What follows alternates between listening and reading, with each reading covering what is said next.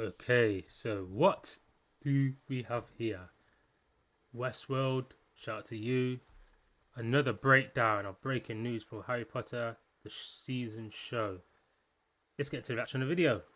The new Harry Potter show is one of my most anticipated series since the day it was announced, and over the last couple of weeks and months, there has been a ton of craziness happening that could change the trajectory of this company and show forever. Now, if you missed the news, that's probably a good thing. Well, recently it was announced that Netflix won the bid to buy Warner Brothers, but that is not the end of the story. Paramount recently launched a hostile takeover in an attempt to scoop up the company so Netflix can't have it. And let's just say there's been a bunch of big questions about the future of Warner Brothers and the future of this series. So let's go ahead and just jump into things and try to unpack all of the craziness. So as I mentioned in the intro, if you didn't know, Netflix is attempting to purchase Warner Brothers, mainly the streaming side of things and the games and all that stuff. But Paramount is attempting to do a hostile takeover to acquire the entire thing. So that's Warner Brothers and Discovery, literally all of it. Now, this is the biggest developing story that's happening right now because Warner Brothers Discovery has been struggling financially. Various analysts and insiders have been predicting some sort of acquisition or merger for months, but few expected Netflix to step up as a potential buyer. Like, this acquisition is not small, it will shake up the entire industry. And Paramount showing interest adds even more pressure to the equation. If either one of these companies pulls it off, the entire HBO Max landscape completely changes. All major franchises under WB will change owners. And yes, the Harry Potter series lands right in the middle of it.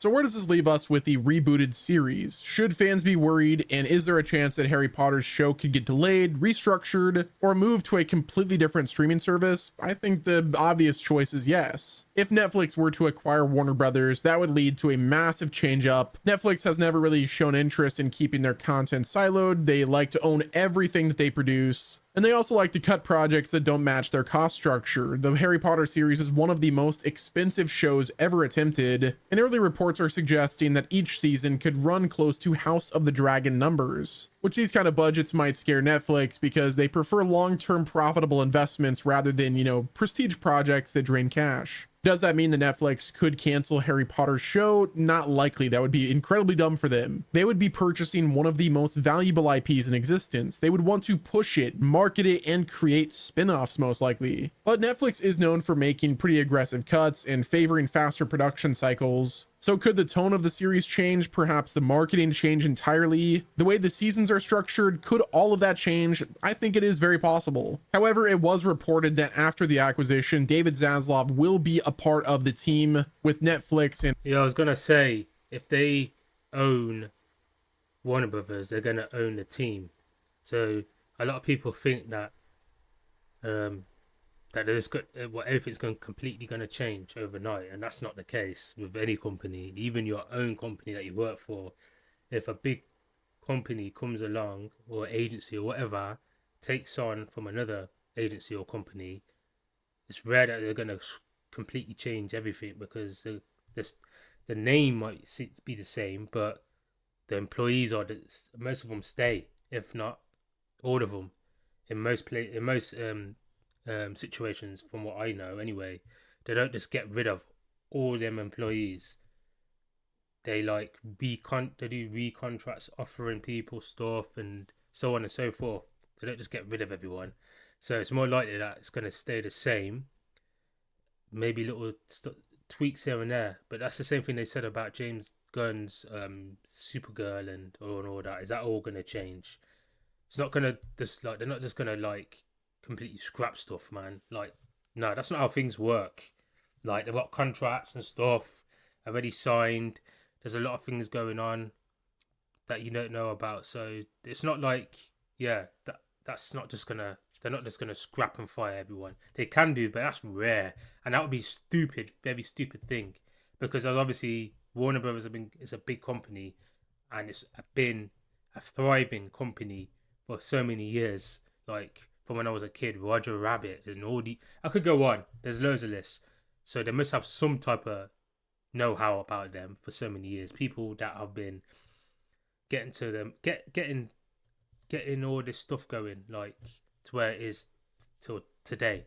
You got dedicated employees, that don't leave the company. I've never left the company. You got some that have left and come back. You got a company is a company. You know what I mean?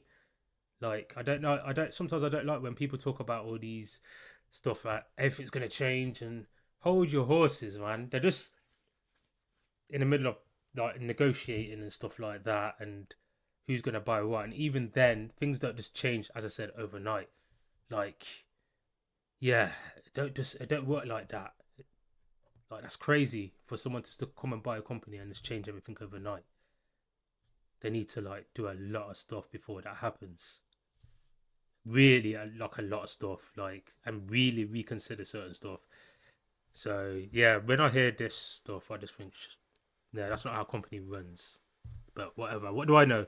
And Warner Brothers to kind of like assist in the transition period. So I think with that in mind, that is pretty exciting news. Like as much as Zaslav might be like not the greatest person out there, and he's mismanaged WB quite a bit for sure, keeping him there means that he will likely keep the creative heads that he put on the project still there as well. So that's your Harry Potter show, that's your DCU with Peter Safran and James Gunn. Those guys will likely be perfectly fine. But I'm not really concerned about the immediate. I'm concerned about the future of the IP that I really love. Warner Brothers owns some of my favorite IP like ever. I'm a big Harry Potter fan. It's my favorite book series. I mean, the Lord of the Rings, DC Comics. I've always been somebody that, prefers DC Comics over, Marvel. That's not to say that I don't like, Marvel. I'm more of a DC guy. That's just how it's always been. And Hogwarts Legacy is one of my favorite games to release as of recent. So let's just say an acquisition like this could potentially affect a lot of the things that I really love. Now, what about Paramount? Well, if Paramount were to acquire WB assets and, Discovery assets, we could be looking at a completely different outcome. Paramount wants franchises that can anchor their streaming service while supporting theatrical releases. They've been searching for big IP to expand, and Harry Potter fits that perfectly. They would likely maintain a similar strategy to what HBO was building, at least early on. Still, the new owners mean new leadership, new policies, and new expectations. I think the truth is simple. Harry Potter show is not in immediate danger. The filming and development are moving forward. They're, well underway at this point. The reboot at this point has too much value to scrap, but fans should understand the risk, I think. Anytime ownership changes, creative direction can also shift. There could be delays. The new leadership might, get involved and like shake things up. They might rethink the tone of the series, or they could end up like scrapping it after a couple seasons in favor of another reboot that, puts the thing back on the big screen. Next up, Variety recently posted an article where an HBO Max executive said the Harry Potter reboot is such a delightful adaptation that, quote, when fans watch it, they will think that these are the books. Now, those words right there are pretty massive. It tells us that the show is heading in the right direction creatively. I don't know about you guys, but I've been listening to Harry Potter Book 1 on Audible, the new full audition cast, and it is such an awesome experience. If they can make the series as good as the Audible edition, I think we're going to be eating so good. This tells me that they're going to be sticking to the source material as much as possible, leaning into the details the films never really had time to explore. This also tells me something really important. Even if Warner Brothers is acquired tomorrow, the first season is probably safe. Like, it's going to be really safe, I think. The bulk of the early work is already locked in. The scripts, the production, the planning, the creative direction, and the casting guidelines are all really solid. Most major studios, even during mergers, will not interrupt something that is already deep into the production unless there's like a major financial disaster and Harry Potter is just too profitable to be sabotaged. But again, as I reiterate, the long-term plans could change. If new leadership decides the budget is too high, they could be shortened.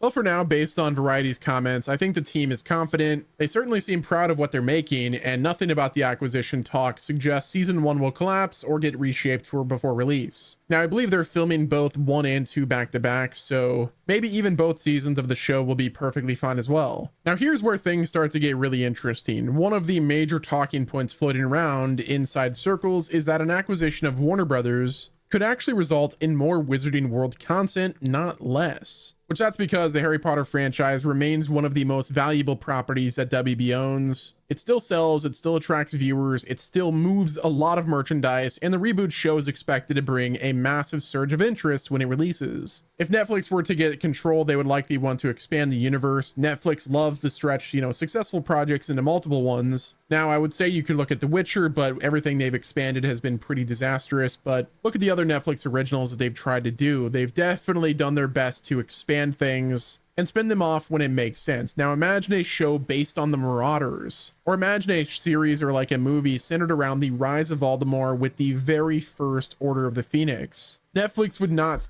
I have to say this, though I do like Netflix and their shows regarding things like, you've heard of seen The Witcher, but these high budget shows, comics, stuff like that, I do not think Netflix will do well. I really feel like and think that Paramount would do better on those sorts of stuff. Paramount is more similar to Warner Brothers, and then Netflix is to Warner Brothers. So I do like Netflix and their shows. I'm not gonna lie. I feel like regarding long-lasting stuff like Harry Potter, like doing spin-offs with that, the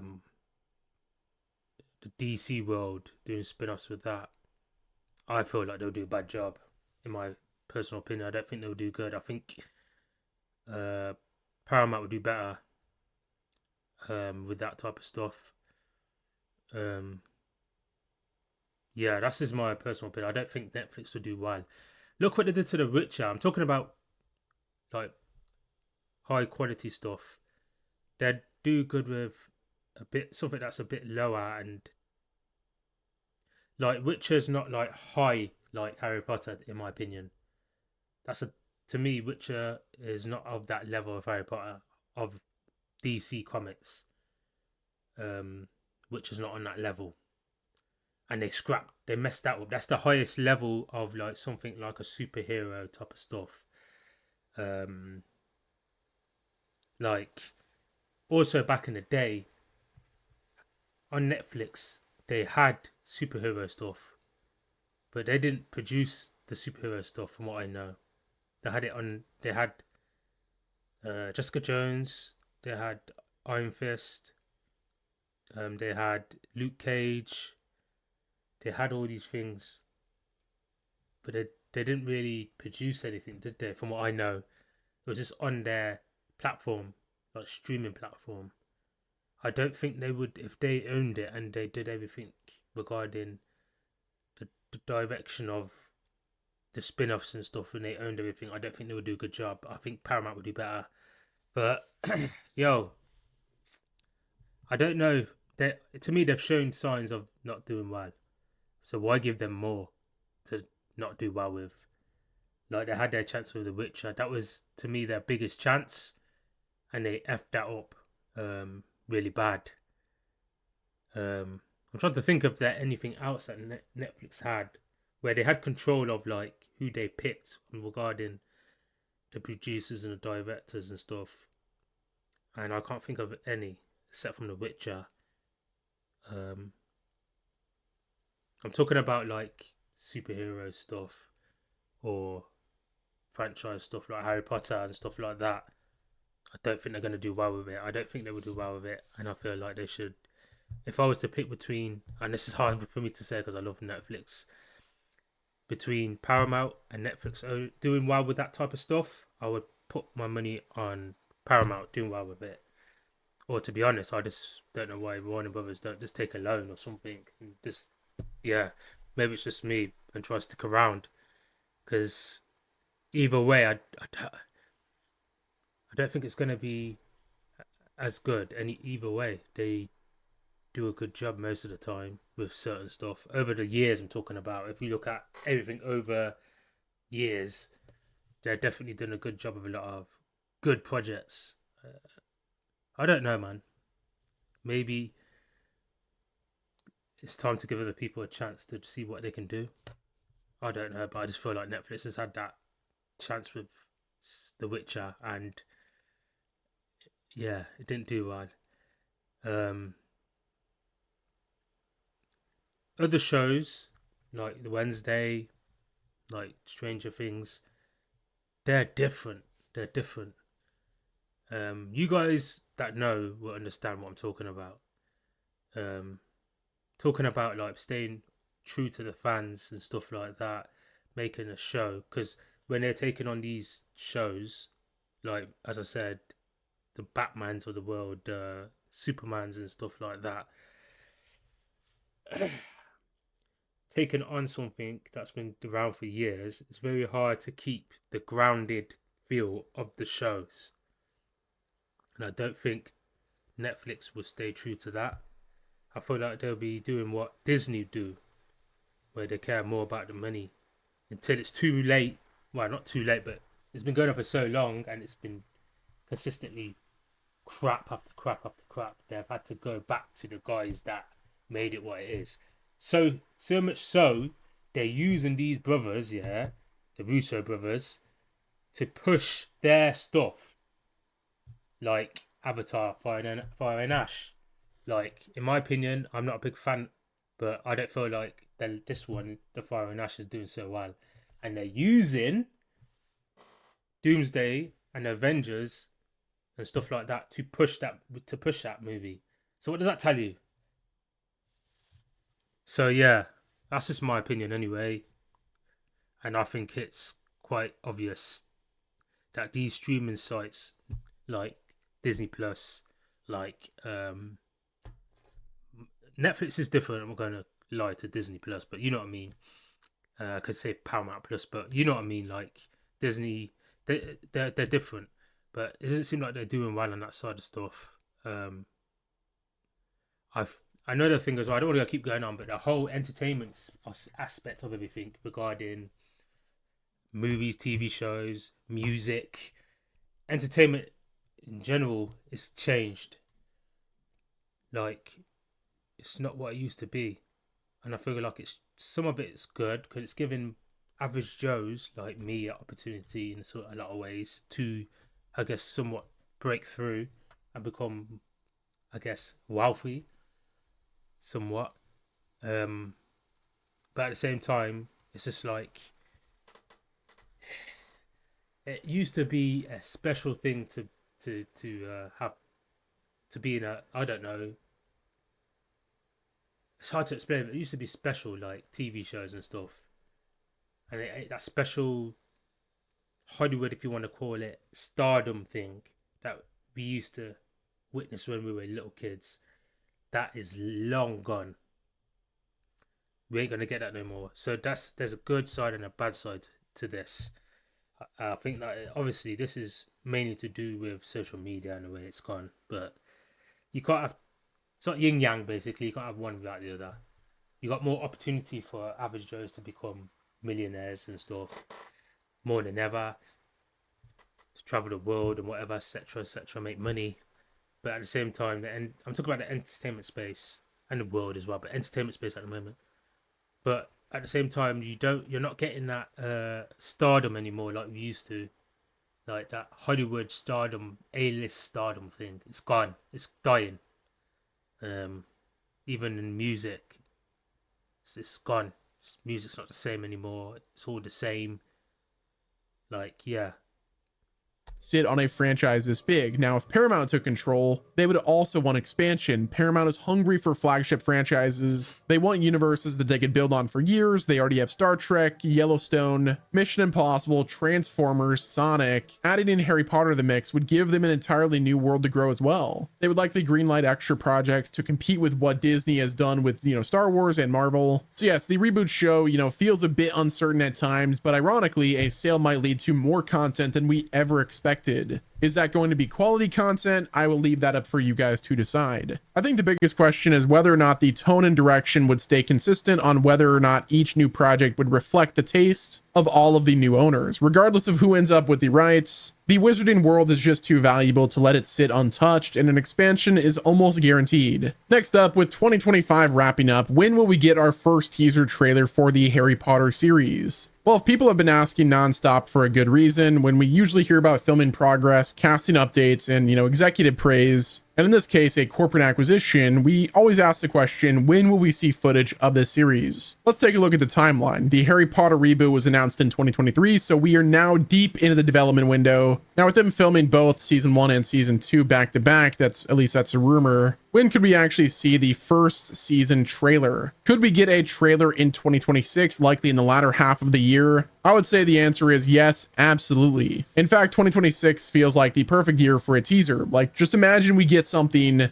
for Back to Hogwarts in September. That would be such a perfect timeline, especially if the show is targeting a 2027 release window. I think doing something for Back to Hogwarts is the perfect opportunity for them to do that. I would say that the only thing that could possibly delay a teaser is the acquisition process. If a buyer takes over mid-production, the marketing rollout might pause until the new leadership restructures, but I don't think that's going to happen in this case. But based on what we know today, 2026 is likely the year that we start to see official footage. But that's going to wrap it up with this video, guys. Let me know what your thoughts are down in the comment section. Are you excited? Yeah, so either way, it's quite interesting. We'll see what's going to happen next. Anyway, man, I'll just call it quits. If you like what you've seen regarding this video, please don't forget to like and subscribe, and let me know what you're looking forward to and who you want to be owner of Warner Brothers, Paramount or Netflix. Leave it in the comments. I am the missing link. And yeah, man, we're going to get to that mid, so on and so forth. Have a nice day. I'm out. Bye.